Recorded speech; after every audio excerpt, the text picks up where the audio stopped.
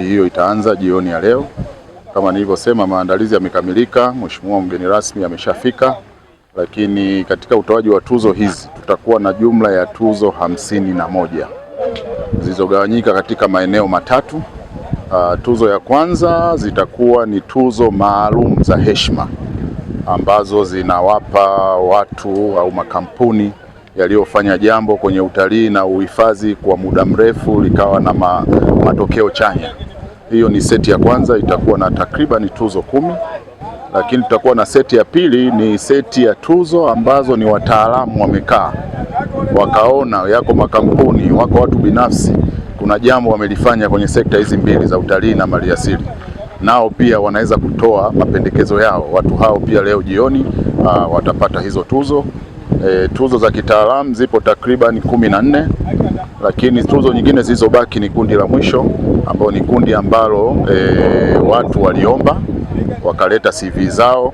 Kama we ni hoteli bora ya mwaka unataka kuwa, kuna matangazo yalitolewa, watu wakaomba. Tuzo hizi zitaamuliwa na kura za umma, lakini pia majaji watakuwa na nafasi yao. Kwa hiyo kwa ujumla nimesema tuna tuzo 51 zitatolewa muda mfupi ujao baadaye, na kutakuwa na burudani.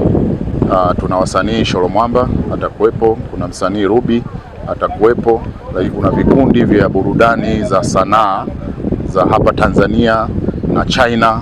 Utaona pale kuna muunganiko fulani utafanyika wa Tanzania na China katika kutoa burudani, lakini baada ya hapo pia kuna jambo litafanyika. Kama unavyofahamu, tuna kijana kutoka Manchester City, Uingereza, Brydon Bent, ambaye amekuwa hapa nchini akitangaza utalii wetu. Ni kijana ambaye kwa miaka mingi alikuwa anatamani kuja Tanzania, anatangaza utalii wetu kwa Kiswahili.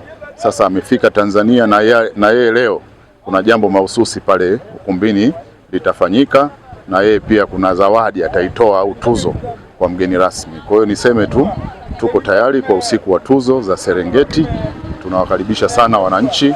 Tukio litakuwa live mbashara kwenye vituo mbalimbali vya television kuanzia saa 1 usiku.